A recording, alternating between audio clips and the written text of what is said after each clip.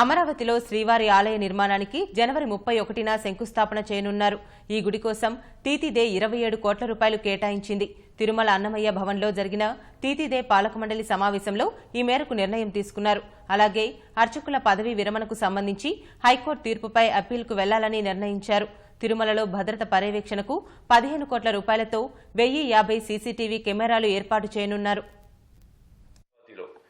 ఇప్పుడు శాస్త్రోక్తంగా మన దగ్గర ఏంటి ఖానస ఆగమ విధానంలో ఎప్పుడైనా కొత్త దేవాలయ నిర్మాణం మొదలుపెట్టేటప్పుడు ఫస్ట్ భూఆకర్షణ కార్యక్రమం అనేది చేసుకోవాల్సిన అవసరం ఉంది అనేది ఆగమ సలహాదారులు తెలియపరచడం జరిగింది. 31వ తేదీ ఉదయం 9 గంటల 15 నిమిషాల నుంచి 9 గంటల 45 నిమిషాల లోపల ఉందని చెప్పేసి ఆగమ సలహాదారులు తెలియపరిచారు. దానికి ముఖ్యమంత్రి గారు చీఫ్ గెస్ట్గా ఉండి ఆ భూఆకర్షణ కార్యక్రమం జనవరి 31వ తేదీ చేసుకోవడం జరుగుతుంది.